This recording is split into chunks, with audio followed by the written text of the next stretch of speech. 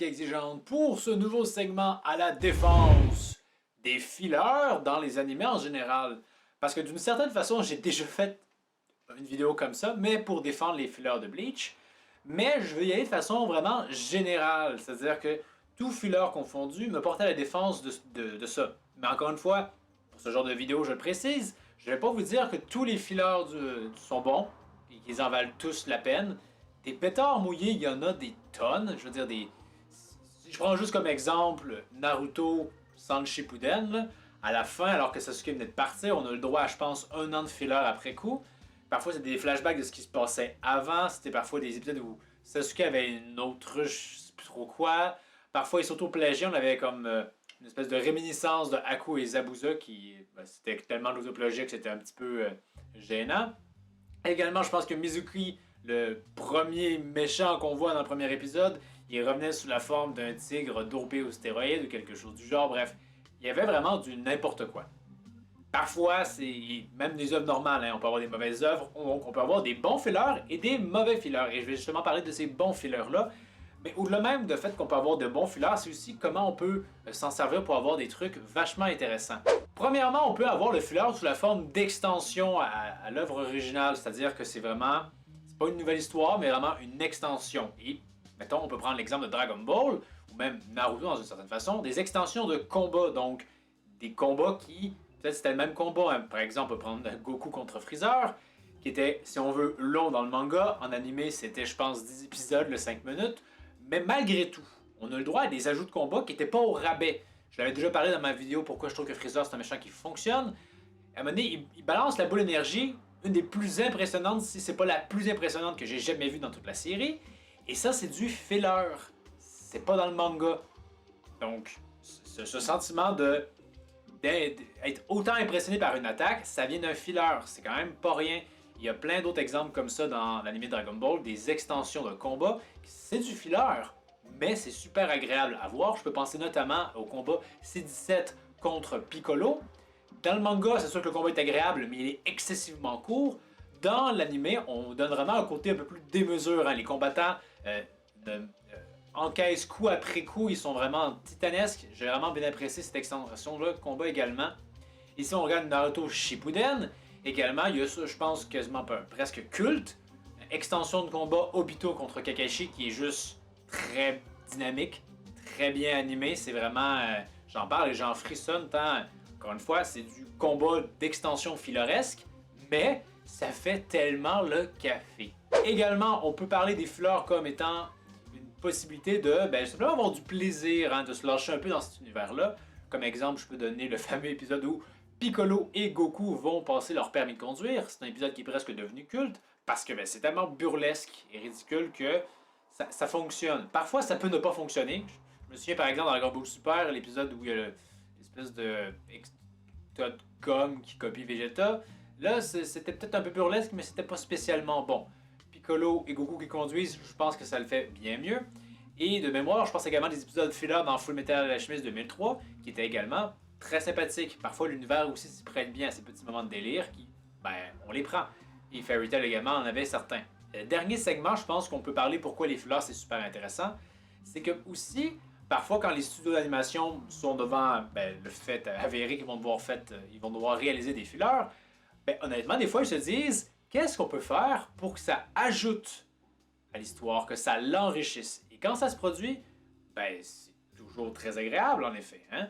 J'en avais parlé dans ma vidéo sur Bleach, à quel point je trouve que l'arc Banto, ça constitue une péripétie agréable, voire très essentielle à l'œuvre, parce qu'elle fait en sorte que le Bankai d'Ichigo n'est pas largué rapidement aux oubliettes, il n'est pas déjà, hop, c'est dépassé, il faut que tu passes à un autre niveau de puissance, donc on vient à ralentir la course à la puissance, et je pense que c'est quelque chose de très bien à faire dans des Neketsu, et de la même façon, j'avais aussi dit que l'arc Motsul était aussi une très belle transition entre l'arc Aizen et l'arc Fullbring, parce que ça laisse du temps à respirer, c'est fonctionnel, ça a du sens, d'autant plus qu'on appréhende davantage l'idée que Ichigo va perdre ses pouvoirs. Et justement, je pense que la qualité des fillers de Bleach, qui étaient sous la forme d'arc, ont inspiré les studios de, je pense c'est Pierrot qui font Naruto, qui se sont dit, hey, on va essayer de faire ça nous aussi, on va arrêter de faire des fillers par petits segments ou des petites histoires qui veulent rien dire, ou du moins qui n'ont pas un gros impact. Et dans Shippuden, ils se sont lancés dans des arcs plus longs, et avec ces mêmes idées de comme qu'est-ce qu'on peut ajouter à l'histoire. Un des premiers arcs filler, si je dis pas de bêtises, c'est l'arc Sora. Un arc qui est, on s'entendra, tout à fait perfectible, mais il a l'énorme avantage de mettre de l'avant Asuma. Parce que le gros problème, c'est que quand Asuma meurt dans le manga, c'est un personnage qu'on n'a pas beaucoup vu ni connu, donc oui, c'est émotif, mais c'est un personnage secondaire. Il aurait fallu en avoir plus. L'anime le fait. Je veux dire, quand même, si on veut, c'est lui qui bat le méchant final à la fin. C'est quand même pas rien. Là. On met vraiment de l'avant davantage. On voit davantage sa philosophie. Donc, c'est vraiment un bel ajout, je trouve. Et également, après coup, on a également plus tard, il y a plusieurs arcs, hein, on s'entend, j'ai pas tout regardé Shippuden, mais il y avait également l'arc Sambi, qui était quand même intéressant parce qu'on mettait de l'avant un nouveau personnage, Gouren, que je trouvais aussi quand même bien, avec aussi je pense, ses propres sbires, c'était vraiment pas si mal. Et surtout, on avait Sambi. C'était rare, je pense, dans Naruto, qu'on avait souvent des Jinchuriki, mais on voyait rarement des Biju en action. Ici, c'était le cas de démontrer à quel point, ouais, il faut les respecter, ils sont balèzes, effectivement. Et j'ai quand même bien apprécié ça, d'autant plus qu'encore une fois, on prépare le terrain parce que Deidara débarque et il va le clamser, je pense, en un coup, montrant que, ben oui, hein, Deidara, c'est une grosse menace. Alors que le voir vaincre quelque chose qu'on ne savait pas vraiment ce dont il était capable, c'est moins fort. Donc vraiment, ces arcs-là qui viennent nourrir le récit original, c'est excellent. On veut davantage du filler comme ça. Et également aussi le filler, ça peut tout simplement être des récits, si on veut, alternatifs. Parfois, ça se produit quand on a un animé qui sort, mais que le manga n'est pas terminé. Et c'est l'occasion justement d'écrire du nouveau matériel. Je l'avais déjà parlé dans ma vidéo Full Metal Alchemist, à quel point, finalement, moi, je préfère la version scénarisée par le studio d'animation que celle de l'auteur. Je ne m'étalerai pas trop longuement pourquoi, allez regarder la vidéo, mais comme quoi, même un animé qui est presque entièrement filleresque, ou du moins à 50% filleresque, parfois ça peut livrer du très bon. Donc vraiment, avoir cette culture, parce qu'on l'a de moins en moins, mais on a encore ce réflexe-là, je pense, dans la culture otakuesque, ou peu importe, c'est que les fillers, c'est mal, il faut jamais en avoir le moins possible, etc.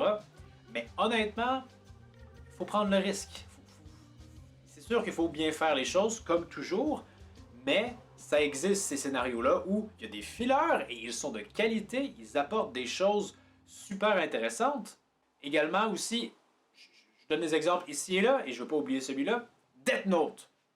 Hein, Death Note, c'est à la fois un manga extraordinaire, mais également un animé extraordinaire.